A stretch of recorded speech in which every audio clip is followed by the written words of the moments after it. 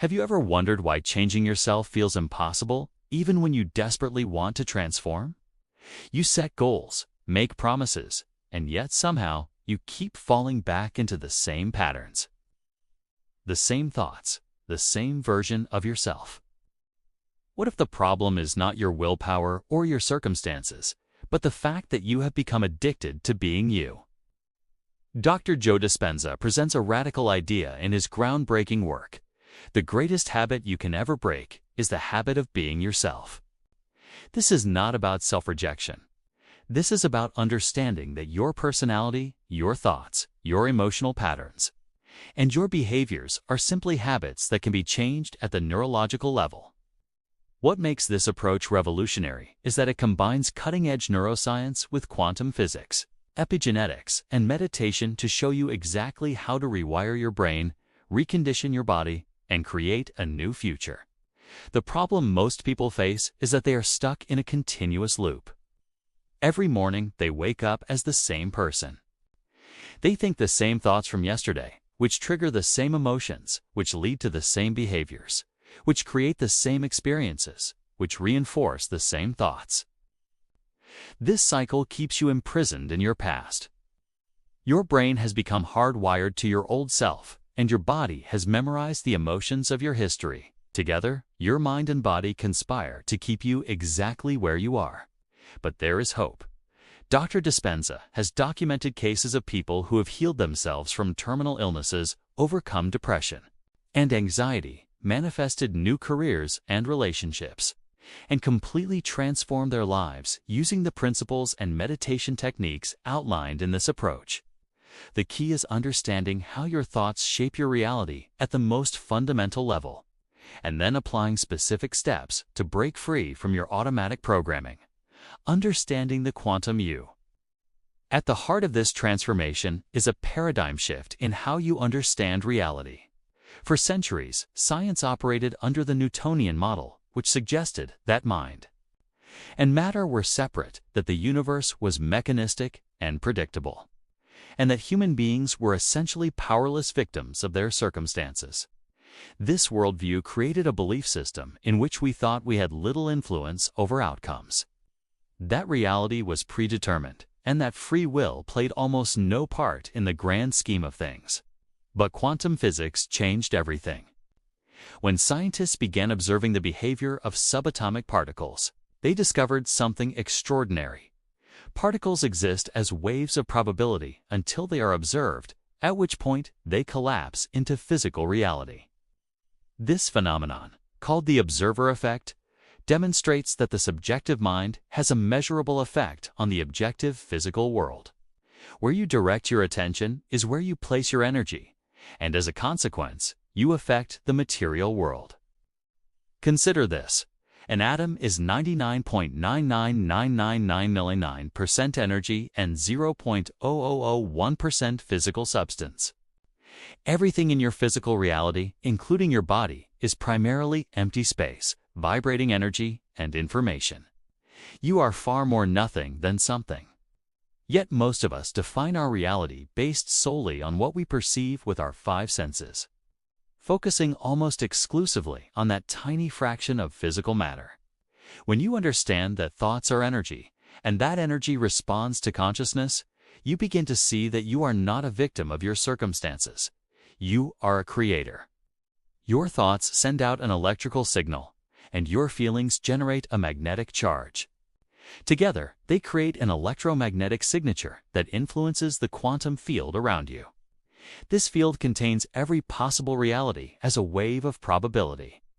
When you change your electromagnetic signature by changing how you think and feel, you literally draw different experiences toward you.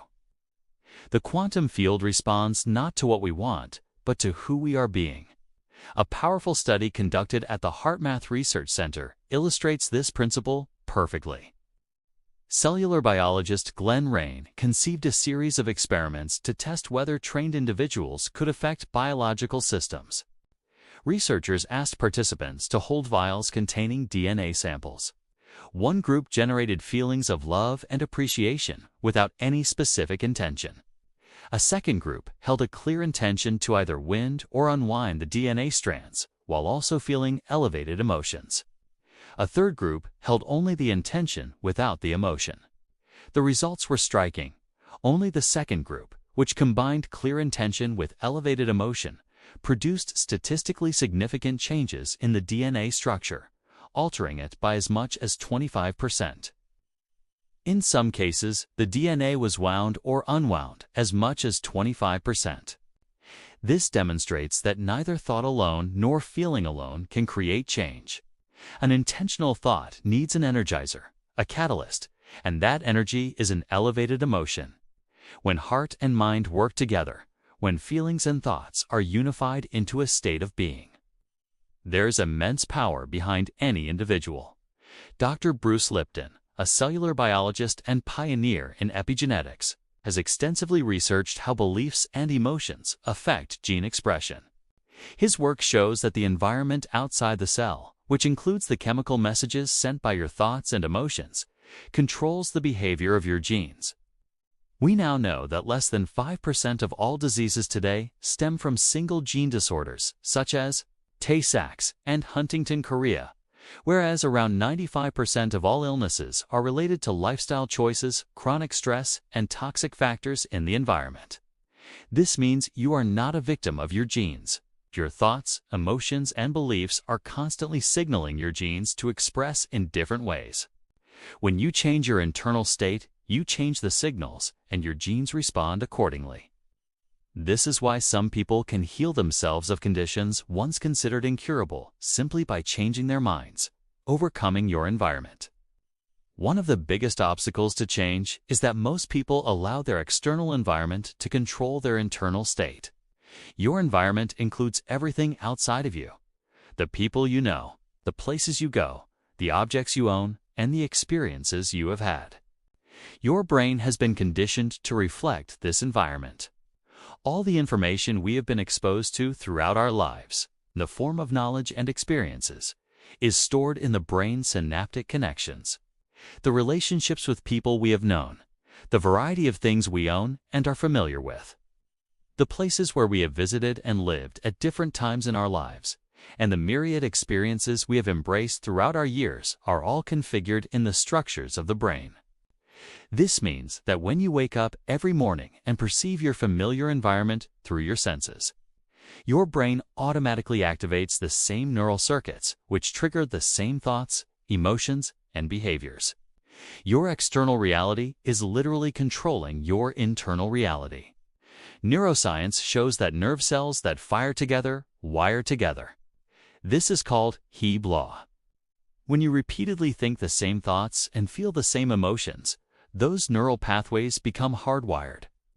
Over time, your brain develops a finite set of automatic programs that reflect your personality. The problem is that your personality is creating your personal reality. So if you keep thinking, acting, and feeling the same way, you will keep creating the same life. To change your life, you must fundamentally change the ways you think, act, and feel. You must change your state of being. Because how you think, feel, and behave is, in essence, your personality, and it is your personality that creates your personal reality.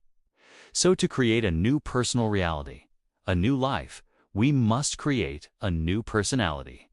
We must become someone else. The greatest individuals in history were unwaveringly committed to a future destiny without any need for immediate feedback from the environment. It did not matter to them if they had not yet received any sensory indication or physical evidence of the change they wanted. They must have reminded themselves daily of the reality they were focused upon. Their minds were ahead of their present environment because their environment no longer controlled their thinking. Truly, they were ahead of their time. Gandhi believed in a reality that was not yet present in his people's lives. He wholeheartedly endorsed the concepts of equality, freedom, and nonviolence with undying conviction. Even though the experience of liberty was not a reality while he was initially engaged in changing India, he did not let outward evidence of adversity sway him to give up this ideal. He believed in a future that he could not yet see or experience with his senses, but which was so alive in his mind that he could not live any other way. He embraced a new future life while physically living his present life. Mental rehearsal is one of the most powerful tools for overcoming your environment. Research has proven that we can change our brains and therefore our behaviors, attitudes, and beliefs just by thinking differently. In other words, without changing anything in our environment. Through mental rehearsal, repeatedly imagining performing an action, the circuits in the brain can reorganize themselves to reflect our objectives. We can make our thoughts so real that the brain changes to look like the event has already become a physical reality.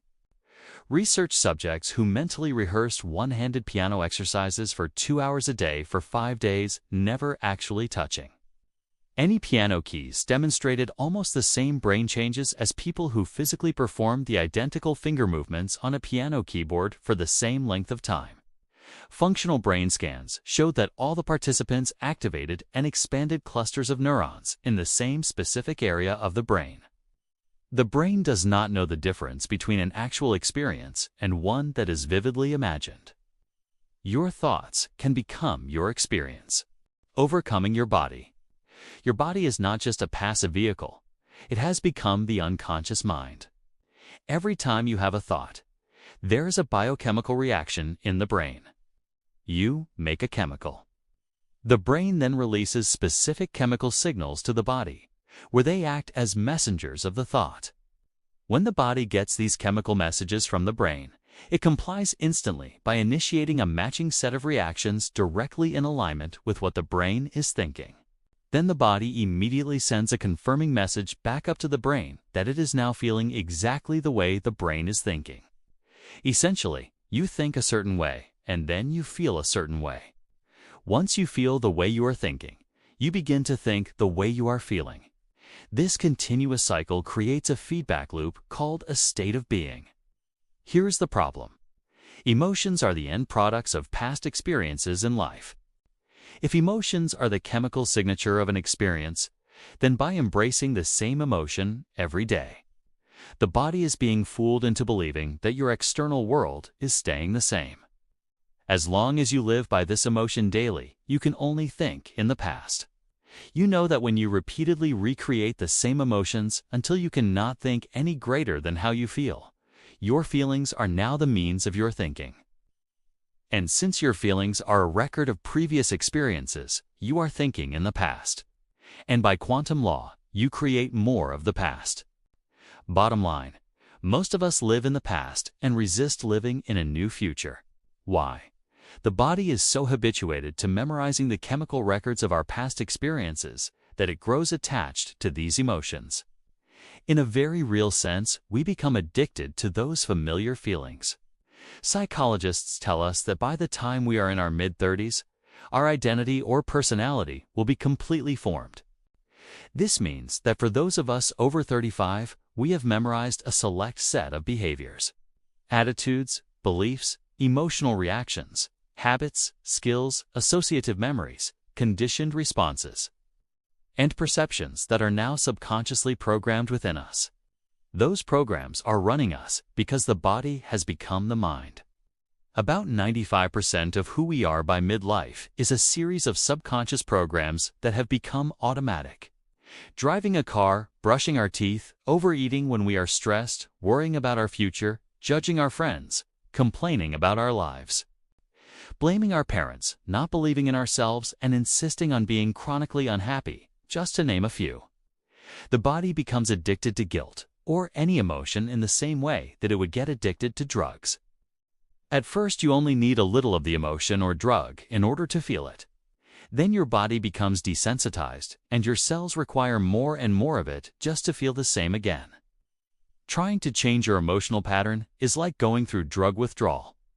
Once your cells are no longer getting the usual signals from the brain about feeling guilty, they begin to express concern. The cells are always spying on what is happening in the brain and the mind. Your body is the best mind reader ever. So they all stop what they are doing, look up toward the brain and think, "What are you doing up there? You insisted on being guilty, and we loyally followed your commands for years. We subconsciously memorized a program of guilt from your repetitive thoughts and feelings. We changed our receptor sites to reflect your mind, modified our chemistry so that you could automatically feel guilty. We have maintained your internal chemical order, independent of any external circumstances in your life. We are so used to the same chemical order that your new state of being feels uncomfortable, unfamiliar. We want the familiar, the predictable, and what feels natural. All of a sudden, you are going to change. We cannot have that. So the cells huddle up and send a protest message to the brain. The moment we listen to those sub-vocalizations, believe those thoughts, and respond by feeling the same familiar feelings, mental amnesia sets in and we forget our original aim. The funny thing is that we actually begin to believe what the body is telling the brain to say to us. We immerse ourselves back into that automatic program and return to being our old self. Most of us can relate to this little scenario. It is no different from any habit we have tried to break. Whether we are addicted to cigarettes, chocolate, alcohol, shopping, gambling, or biting our nails. The moment we cease the habitual action, chaos rages between the body and the mind. The thoughts we embrace are intimately identified with the feelings of what it would be like to experience the indulgence. When we give in to the cravings, we will keep producing the same outcomes in our lives, because the mind and body are in opposition. Overcoming time. Most people live either in the past or in the future. They are either replaying past memories, which keeps them emotionally anchored to old experiences, or they are anticipating future events based on past patterns, which keeps them locked in predictable outcomes. Either way, they are not present. And the present moment is the only place where change can occur. The quantum field exists beyond space and time. It is a realm of infinite possibilities where all potential realities exist simultaneously. To access this field, you must be in the present moment. You cannot bring your past with you, and you cannot cling to your familiar future. You must let go of both. A memory without the emotional charge is called wisdom. When we take care of unmemorizing the emotional state or eliminating it to the best of our ability, then we gain the freedom to live and think and act independent of the restraints or constraints of that feeling. If a person relinquished unhappiness and got on with his life, entered into a new relationship, got a new job, moved to a new place, and made new friends, and then he looked at that past event, he would see that it provided the adversity he needed in order to overcome who he was and become a new person. His perspective would change just by seeing that he could actually overcome the problem. The progression from an emotional reaction to a personality trait happens in stages. An event triggers an emotion. If that emotion lingers for hours or days, it becomes a mood. If the mood persists for weeks or months, it becomes a temperament. The temperament lasts for years, it becomes a personality trait. At that point, you define yourself by that emotion. You say things like, "I am an anxious person," or "I am always angry." The emotion has become your identity. To change, you must break this progression. You must stop memorizing the emotions of your past and start conditioning your body to the emotions of your future. From survival to creation, human beings have two primary modes of operation: survival and creation. When you are in survival mode, your stress response is activated. This sympathetic nervous system is part of the autonomic nervous system, which maintains the body automatic functions such as digestion, temperature regulation, blood sugar levels, and the like. To prepare the animal to deal with the emergency it has detected, the body is chemically altered. The sympathetic nervous system automatically activates the adrenal glands to mobilize enormous amounts of energy. Whether we see a lion in the Serengeti, bump into our not-so-friendly ex at the grocery store, or freak out in freeway traffic because we are late for a meeting, we turn on the stress response because we are reacting to our external environment. Unlike animals, we have the ability to turn on the fight-or-flight response by thought alone. And that thought does not have to be about anything in our present circumstances. We can turn on that response in anticipation of some future event. Even more disadvantageous, we can produce the same stress response by revisiting an unhappy memory that is stitched in the fabric of our gray matter. On the other hand, as far as we can tell, animals do not have the ability, or should I say, disability, to turn on the stress response so frequently and so easily that they cannot turn it off. No organism was designed with a mechanism to deal with negative effects on the body when the stress response is turned on with great frequency and for long duration. When we turn on the stress response and cannot turn it off, we are headed for some type of breakdown in the body.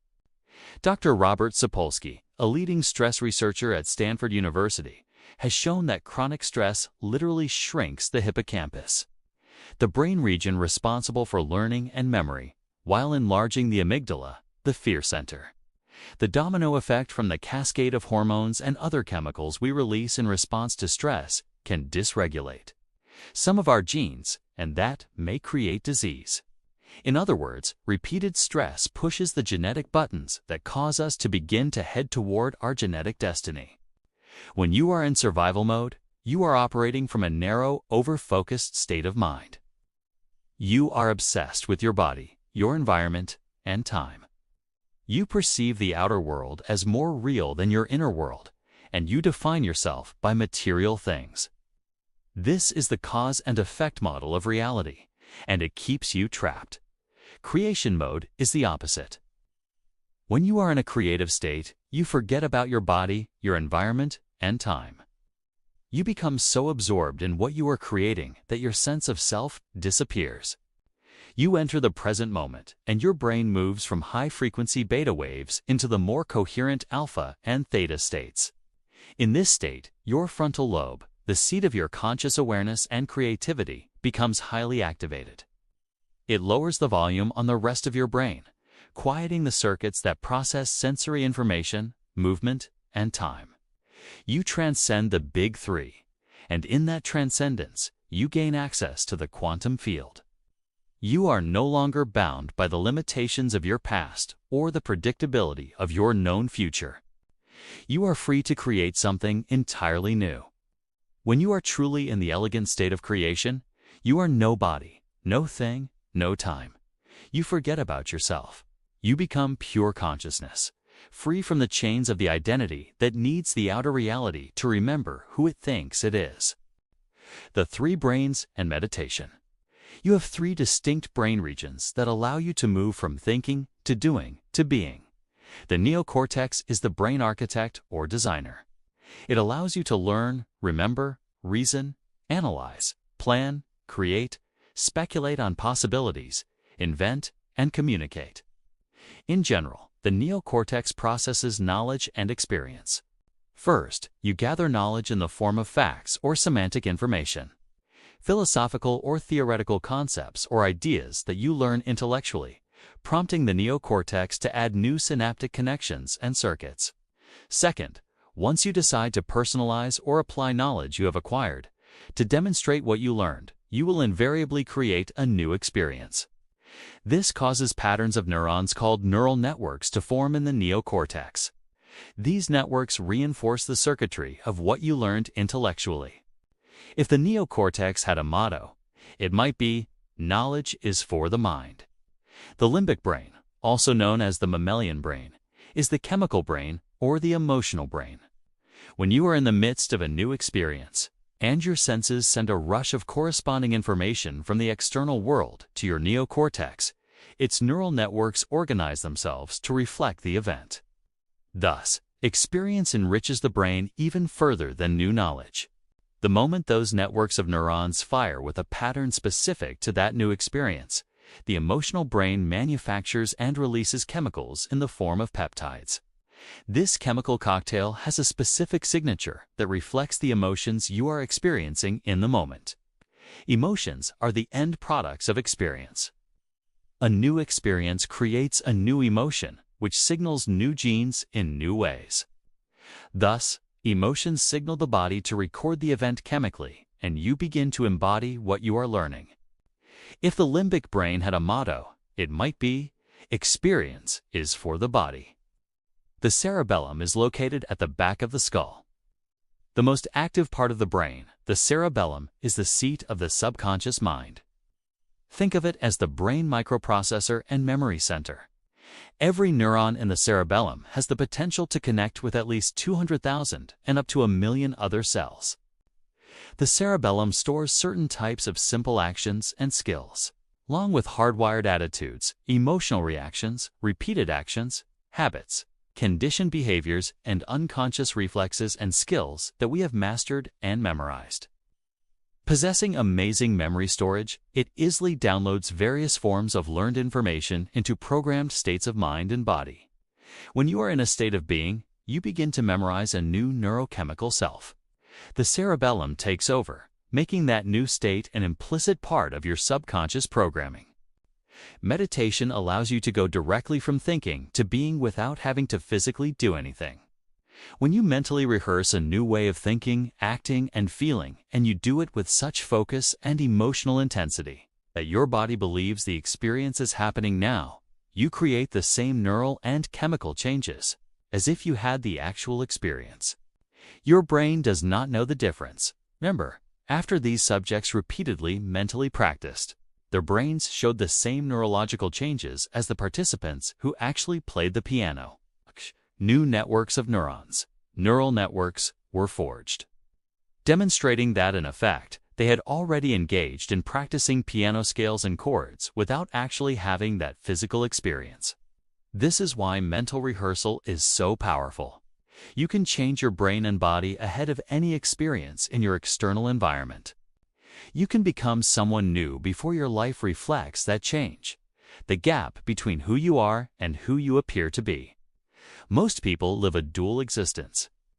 There is the person they present to the world, the image they project, the mask they wear.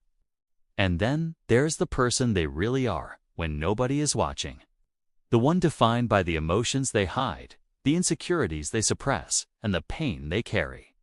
This gap between how you appear and who you really are is the source of immense suffering. It takes enormous energy to maintain the facade. You use everything in your external environment to distract yourself from the feelings you do not want to face. You stay busy, you consume, you scroll, you numb. But the feeling never goes away. It just gets buried deeper. Dr. Dispenza sat on his couch one day, thinking about what it means to be happy. As he contemplated his utter lack of joy, he thought about how most people who were important to him would have given him a pep talk right on the spot. He imagined it verbatim. You are so incredibly lucky. You have a wonderful family, which includes beautiful kids. You are a successful chiropractor. You lecture to thousands of people. You travel the world going to unusual places. You were featured in What the Bleep Do We Know, and many people loved your message. You even wrote a book, and it is doing well.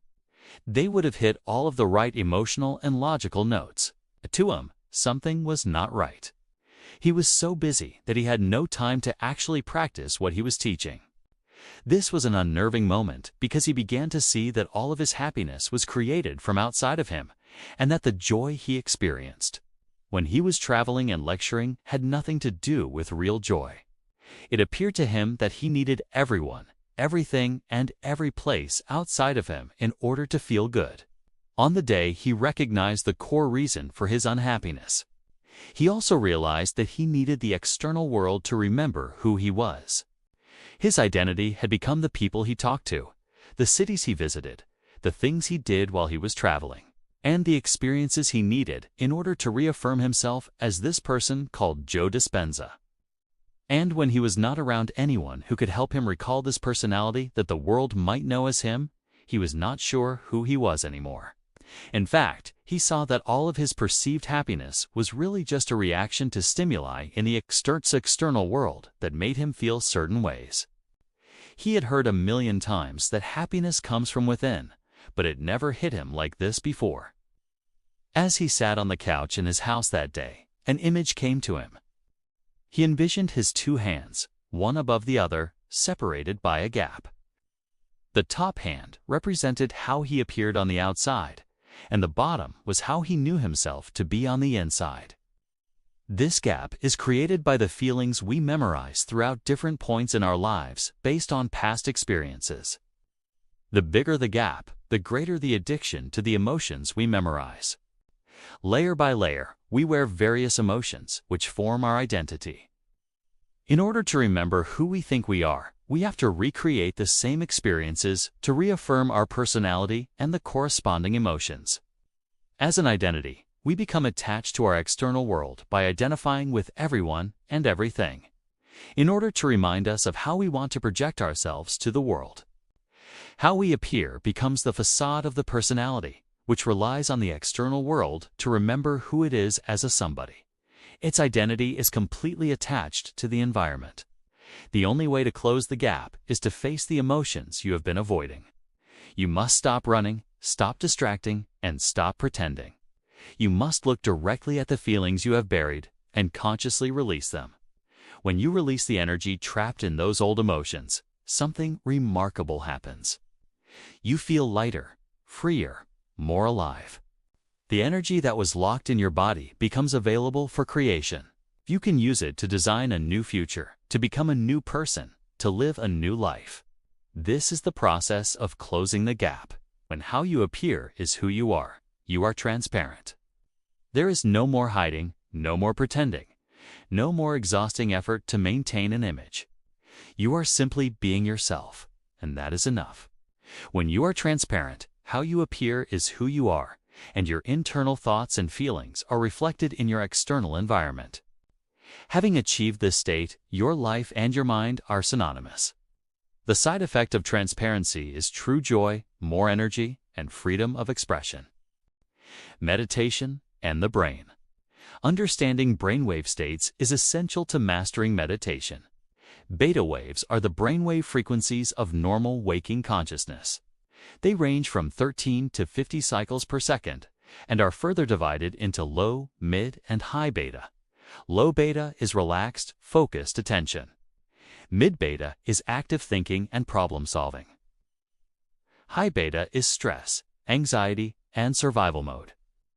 Most people spend their days in mid to high beta, which means they are constantly thinking, analyzing, worrying, and reacting. This state is not conducive to change because it keeps you locked in the past and future, disconnected from the present moment. Long-term high beta produces an unhealthy cocktail of stress chemicals, which can tip the brain out of balance, like a symphony orchestra out of tune. Parts of the brain may stop coordinating effectively with other areas. Entire regions work separately and in opposition. Like a house divided against itself, the brain no longer communicates in an organized, holistic fashion. Alpha waves, which range from 8 to 13 cycles per second, represent a relaxed, meditative state. When you close your eyes and go inward, reducing sensory input, your brain naturally slows down into alpha. This is the bridge between the conscious and subconscious mind. In alpha, you are calm, focused, and open. The inner world becomes more real than the outer world. This is the state in which you can access your subconscious programming and begin to make changes. Theta waves, ranging from 4 to 8 cycles per second, are even deeper. This is the twilight state, the realm of deep meditation, hypnosis, and dreaming. In theta, the conscious mind is awake while the body is asleep. This is where the most profound reprogramming occurs, because there is no resistance from the body-mind. You are in the operating system, and you can rewrite the code. In adults, theta waves emerge in the twilight state or lucid state, during which some people find themselves half awake and half asleep. The conscious mind is awake, while the body is somewhat asleep. This is the state when a hypnotherapist can access the subconscious mind. Research conducted at the University of Wisconsin-Madison studied highly experienced Buddhist monks during meditation. These super meditators could go into a state of coherent brainwaves well beyond what most of us are capable of. When they meditated on thoughts of loving kindness and compassion, the coherence of the signal they were putting out was nearly off the charts. Every morning during the study, they meditated while researchers monitored their brainwave activity. After that, they were sent out onto the campus and into the town to do what they wished: visit museums, go to shops, or what have you. After they returned to the research center, they underwent brain scans again without first going back into meditation. Amazingly, despite not meditating throughout the day and being subjected to the incoherent, chaotic signals that the external world exposes us all to, they maintained the same coherent brain pattern they had achieved in meditation. Most of us, when faced with the profusion and confusion of stimuli that the external world produces, retreat into survival mode and manufacture the chemicals of stress. Those stress reactions are like disruptors that scramble the brain signals. Our goal is to become more like those monks. The meditation process. The meditation technique presented is a step-by-step process designed to be learned over 4 weeks. Each week builds on the previous one, adding new layers until you have mastered the entire sequence. The process begins with an induction technique, which is a method of shifting your brain from beta to alpha. There are 2 approaches, the body part induction and the rising induction. In the body part induction, you focus your attention on different parts of your body, sensing the space they occupy, the density, the weight. You move from your head down to your feet, then expand your awareness to the space around your body, and finally to the space the entire room occupies. This shifts your focus from narrow, analytical thinking to open, expansive awareness. It quiets the thinking brain and activates the cerebellum, which is the gateway to the subconscious. Why is it desirable to focus on the body? Because it and the subconscious mind are merged. When we become acutely aware of the body and sensations related to it, we enter the subconscious mind. We are in that operating system. Once you are in a relaxed, coherent state, you move to the next step, recognizing. This is where you identify the specific emotion or state of being that you want to change. You choose one self-limiting emotion, such as anger, guilt, fear, or sadness, and you become deeply familiar with it. You observe how it feels in your body, what thoughts it triggers, and what behaviors it drives. You are not trying to change it yet. You are simply becoming conscious of it. Awareness is the first step to transformation. The more familiar you become with your unconscious patterns, the less power they have over you.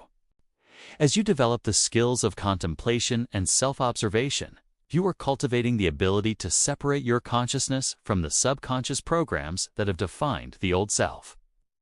To move your consciousness from being the old self to being the observer of the old self loosens the connection to the old you. The third step is admitting and declaring. You admit to the universal intelligence within you who you have been, what you have been hiding, and what you want to change. This is an act of vulnerability and honesty.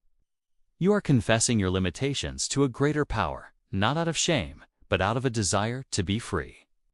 Then you declare the emotion out loud. You speak it into existence, releasing it from your body and breaking the energetic bonds that tie you to your past. This act of vocalization is powerful because it engages both the mind and the body in the process of letting go.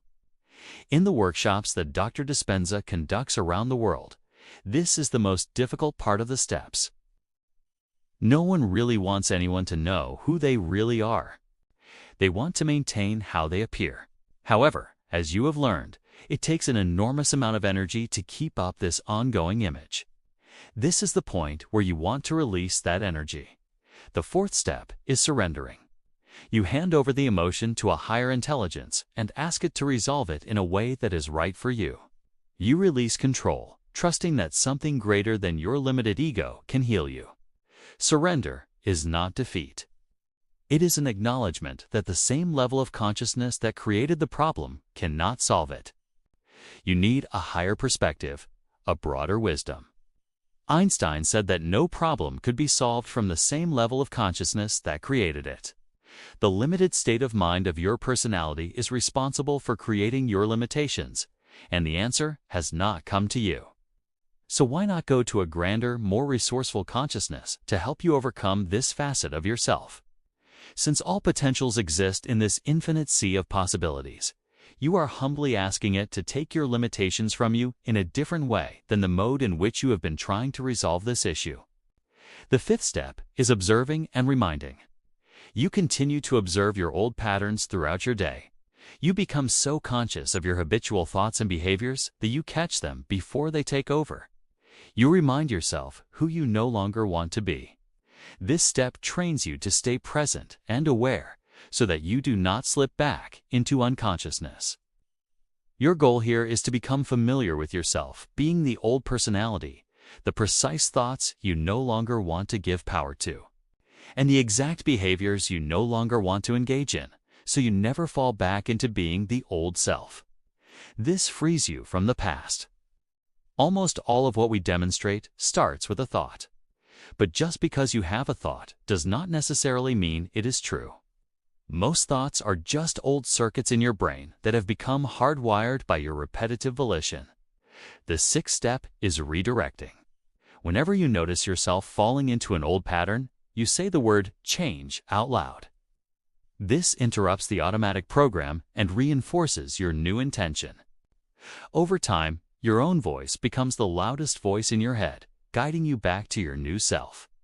By the principle of heavy unlearning, you will unhook the circuits connected to the old self during your daily life. At the same time, you are no longer epigenetically signaling the same genes in the same ways. When you can stop a knee-jerk emotional reaction to something or person in your life, you are choosing to save yourself from returning to the old you that thinks and acts in such limited ways. The seventh and final step is creating and rehearsing. This is where you design your new self. You ask yourself powerful questions. What is the greatest ideal of myself? How would this person think Retribanchak and feel? You mentally rehearse being this new person until it becomes familiar. You think the thoughts, feel the emotions, and imagine the actions of your future self so vividly that your brain and body change to reflect that future reality. You condition your body to a new mind. You fire and wire new neural networks. You signal new genes in new ways. You become someone new before your external reality changes. This is the essence of quantum creation. In this step, you will start by asking yourself some open-ended questions. As you pose questions that cause you to speculate, to think in different ways than you typically think, and to entertain new possibilities, this turns on your frontal lobe. This entire contemplation process is the building method for making a new mind. You are creating the platform of the new self by forcing the brain to fire in novel ways. You are beginning to change your mind. Your personality consists of how you think, act, and feel. So you need to determine more specifically how you want your new self to conduct itself. How would this new person, my ideal, think? What thoughts do I want to put my energy behind? What is my new attitude? What do I want to believe about me? How would this person act? What would he or she do? How would this new self be? What would I feel? What would my energy be like as this new ideal? Your goal in this step is to master a new mind in the brain as well as the body. Thus, it becomes so familiar to you that you are able to reproduce that same level of being at will and make it look natural and easy. It is important that you memorize this new state of mind by thinking in new ways. Equally relevant is to then memorize a new feeling in the body so that nothing in your outer world can move you from it. This is when you are ready to create a new future and then live in it. When you rehearse, you bring the new you out of nothing repeatedly and consistently so that you know how to call it up at will. If you are getting bored around this point in the exercise, take that as a good sign. It means that your new mode of operation is beginning to become familiar, common, and automatic. You have to get to this juncture in order to hardwire and embody this information into long-term memory, creating a new destiny. Once you have moved into a new state of being, once you are being someone else, you are in a state of mind and body that now is sending a perfect signal free from your past memories. For the first time, the lens of your mind is now lifted above the present landscape to see a new horizon. You are looking to the future, not your past. Simply said, you cannot create a new personal reality while you are still being the old personality. You have to become someone else. Once you are in a new state of being, Now is the time to create a new destiny. The energy that you released from the body earlier is now the raw ingredient to create a new future with. From this elevated state of mind and body in love, joy, self-empowerment, and gratitude in a greater, more coherent energy. Here is where you see those images in your mind of what you want to create in your new life as this new personality. Craft the specific future events you want to experience by observing them into physical reality. Let yourself go and begin to free associate without analysis. The pictures you see in your mind are the vibrational blueprints of your new destiny. You, as the quantum observer, are commanding matter to conform to your intentions. With clarity, you will hold the image of each manifestation in your mind for a few seconds, and then let it go into the quantum to be executed by a greater mind. Just like the observer in quantum physics, who looks for an electron and it collapses from a wave of probabilities into an event called a particle, the physical manifestation of matter. You are doing the same on a much larger scale, but you are using your free energy to collapse waves of probability into an event called a new experience in your life. Your energy is now entangled with that future reality, and it belongs to you. Finally, give up trying to figure out how, or when, or where, or with whom. Leave those details to a mind that knows so much beyond what you do. And know that your creation will come in a way that you will least expect, that will surprise you and leave no doubt that it came from a higher order. Trust that the events in your life will be tailored to your conscious intentions. If you can experience a dream so completely in mind and emotion within the inner world of potentials, then it has already happened. So, just surrender. It has to sprout into your outer life. It is the law. Hold a clear intention of what you want, but leave the how details to the unpredictable quantum field.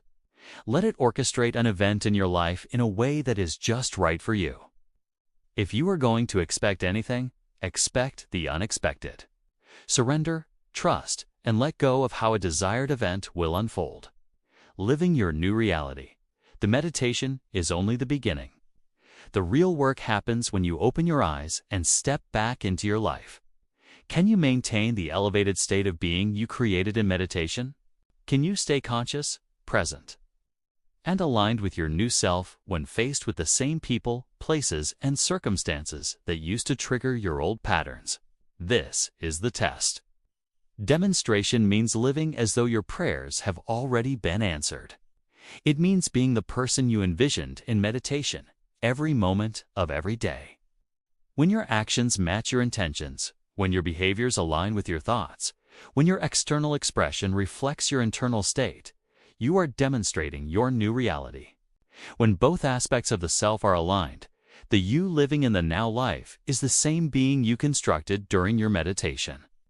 You are being the future you that existed as a potential in the quantum field.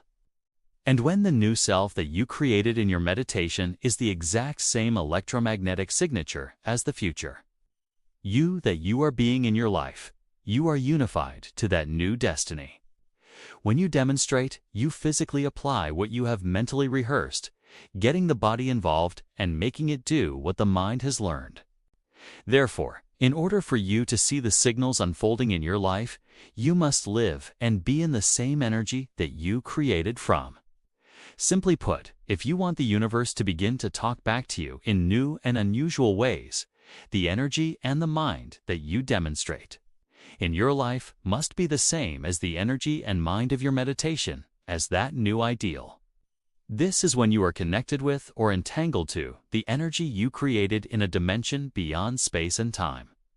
And this is how you attract the new event into your life. The feedback you experience in your life is the result of matching the state of being or energy of your creative process to the state of being or energy of your demonstrative process. It is being that being you invented in this particular plane of demonstration. And what type of feedback should you begin to witness? Look forward to synchronicities, opportunities, coincidences, flow, effortless change, better health, insights, revelations, mystical experiences, and new relationships, to name a few. New feedback then will inspire you to keep doing what you have been doing. When external feedback occurs as a result of your internal efforts, you will naturally correlate whatever you were doing inside of you with whatever happened outside of you. This is a novel moment in and of itself. It basically shows evidence that you are now living by the quantum law. A powerful example from the book illustrates this perfectly. Pamela, a participant in one of the workshops, struggled financially because for 2 years her unemployed ex-husband had not paid the mandated child support. Frustrated, angry, and feeling victimized, she even reacted negatively to unrelated situations. The meditation they did that day was about how the end product of any experience is an emotion. Because so many of our experiences involve family and friends, we share the resultant emotions with them. In Pamela's case, her ex-husband's anxiety, guilt, and feelings of inferiority about not being able to support his children were interwoven into the fabric of her state of being, along with her own emotions of victimization, resentment, and lack.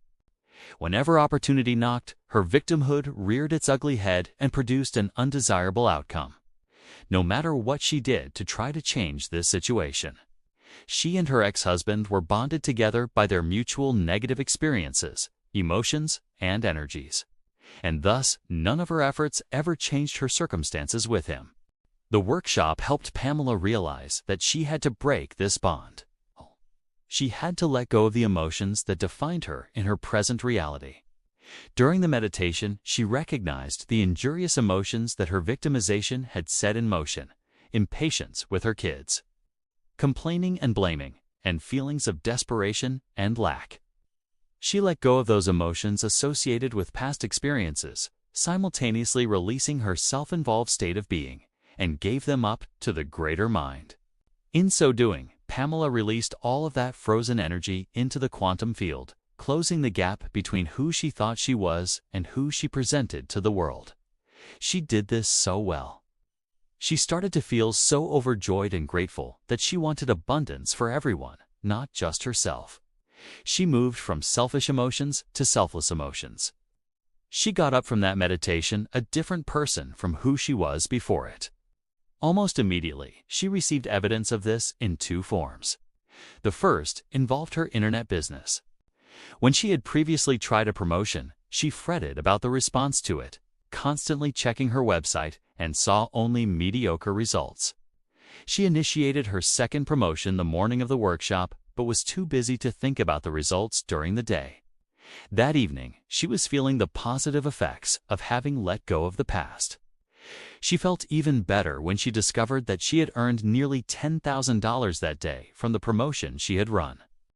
She received the second piece of evidence 3 days later, when her caseworker called to report that her ex had sent a check not just for that month, but for the full $12,000 in back support payments that he owed. She was beyond pleased to have made nearly $22,000 after doing that meditation.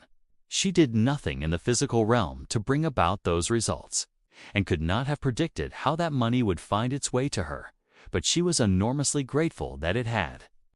There will be moments when you fall back into old patterns. This is normal. Change is not linear. But each time you recognize that you have slipped, you have an opportunity to choose again. You can ask yourself, if this situation happened again, how would I respond differently? What belief or understanding could I apply next time? This reflection strengthens your new neural pathways and prepares you for future challenges. Over time, the new way of being becomes easier, more natural, more automatic.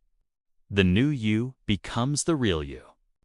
Before you go to bed, it might be a nice idea to contemplate where it was during your day that you lost your new ideal. Once you can see the obvious place in your life that stimulated you to fall into oblivion, ask yourself these simple questions. If this situation happened again, how would I do it differently? And what piece of knowledge or philosophical understanding could I apply to this circumstance if it arose again? Once you can come up with a solid answer and attend to it with a bit of thoughtfulness, you will be mentally rehearsing a new element that rounds out another part of you.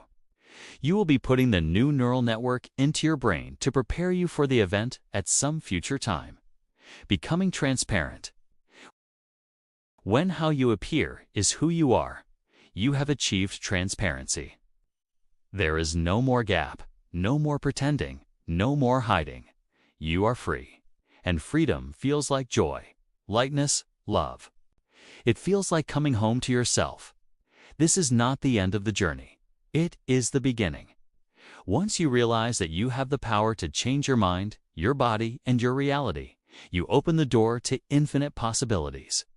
You are no longer bound by your past, your circumstances, or your limitations. You are a conscious creator, co-creating your life with the intelligence of the universe. And that is the greatest gift you can give yourself. The telltale sign of becoming transparent is that you do not have many overly analytical or critical thoughts. You would not want to think that way. It would take you away from your present state. Since the side effect of transparency is true joy, more energy, and freedom of expression. Any thought that is connected to an ego drive would lower the elevated feeling within you. When your life begins to unfold with new and wonderful events, there will come a moment that you will be in awe, wonder, and utter wakefulness when you realize it was your mind that created them. In your rapture, you will look back from this vantage point at your entire life, and you will not want to change anything. You will not regret any action or feel bad about whatever has happened to you, because in that moment of your manifestation, it will all make sense to you. You will see how your past got you to this great state. As the result of your efforts, the consciousness of the greater mind has begun to be your conscious mind. Its nature is becoming your nature. You naturally become more divine. This is who you really are. This is your natural state of being. Equally, as the invisible giver of life begins to move through you, you will feel more like yourself than you have in a long time. Those traumas that produced emotional scars knocked your true personality from its center. You became more complicated, more polarized, more divided, more inconsistent, and more predictable. When you unmemorize those survival emotions that naturally lower the frequency of the mind and the body, you are lifted to a higher electromagnetic expression, and a greater frequency is now turning you on. And you free yourself by unlocking the doors to make room for a greater power to become you. Finally, it is you and you are it. You are one. And you feel a coherent energy called love. It is the within that then manifests an unconditional state. Research in the field of neurocardiology has shown remarkable findings about the heart-brain connection. The HeartMath Institute has demonstrated that the heart generates the strongest electromagnetic field in the body, about 5,000 times stronger than that produced by the brain. This electromagnetic field can be detected several feet away from the body. When you generate feelings of love, gratitude, appreciation, and compassion, your heart rhythm becomes highly ordered and coherent. This coherent signal is sent throughout your entire body, synchronizing all of your biological systems. It also radiates out into the space around you, affecting other people and even the quantum field itself.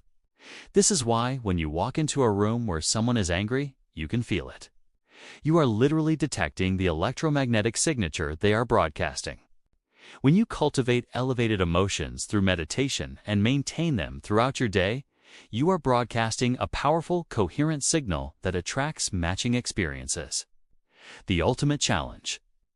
Breaking the habit of being yourself is not about rejecting who you are. It is about recognizing that the person you have been is simply a collection of learned thoughts, conditioned emotions, and habitual behaviors. It is not your true self. Your true self is the consciousness that observes all of this. It is the awareness that can choose to think differently, feel differently, and act differently. When you connect to that deeper aspect of yourself, you tap into a power that is limitless, loving, and always available. This power is not outside of you. It is within you. It has always been there, waiting for you to remember. The process outlined here is not easy. It requires discipline, commitment, and courage. It demands that you face the parts of yourself you have been avoiding, that you let go of the familiar, and that you step into the unknown. But the rewards are beyond measure. You will discover that you are capable of things you never imagined. You will heal in ways you never thought possible.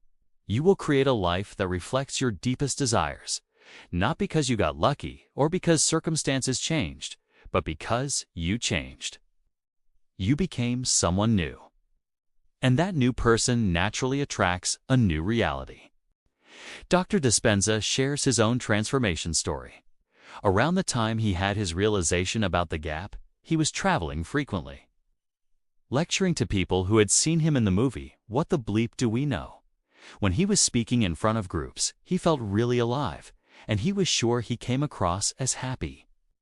But in that moment, on his couch, he was feeling numb. That is when it hit him. He had to show up being how everybody expected him to be, based on how he appeared in the movie. He had started believing he was somebody else, and he needed the world to remind him of who he thought he was. He was actually living two different lives. No longer did he want to be trapped by that. He closed his eyes and put all of his attention on the innate intelligence within him. He started to admit who he had been, what he had been hiding, and how unhappy he was. He began to surrender some aspects of himself to a greater mind. He then reminded himself of who he no longer wanted to be. He decided how he no longer wanted to live based on that same personality. Next, he observed his unconscious behaviors, thoughts, and feelings that reinforced his old self and reviewed them until they became familiar to him. Then, he thought about who he did want to be as a new personality until he became it. Suddenly, he began to feel different, joyful. This had nothing to do with all of those things outside of him. It was part of an identity that was independent of any of that external stuff. He knew that he was onto something. He had an immediate reaction after that first meditation on the couch, and it caught his attention because he did not get up as the same person who had sat down. He stood up and he felt so aware and so alive. It was like he was seeing so many things for the first time. Some mask was removed from him, and he wanted more of that. So he retreated from his life for about 6 months. He kept up his clinical practice to some degree, but he canceled all his lectures. His friends thought he was losing his mind because What the Bleep was at its height, and they reminded him about how much money he could have been making. But he said he would never walk on stage again until he was no longer living an ideal for the world, but one for himself. He did not want to lecture again until he was the living example of everything that he was talking about. He needed to take time for his meditations and to make true change in his life. And he wanted to have joy from within him and not from outside of him. His transformation was not immediate. He meditated every day, looking at his unwanted emotions, and one by one, he began to unmemorize them. He started his meditative processes of unlearning and relearning, and he worked for months to change himself. In the process, he was intentionally dismantling his old identity and breaking the habit of being himself. That is when he began to feel joyful for no reason. He became happier and happier, and it had nothing to do with anything outside him. Today, he makes time to meditate every morning because he wants more of that state of being. Whatever has drawn you to this material, when you make up your mind to change, you have to move to a new consciousness.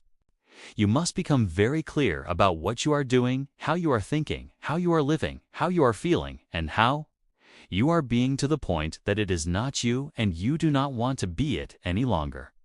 And that shift has to reach you on a gut level. So here is your challenge. For the next 4 weeks, commit to this practice.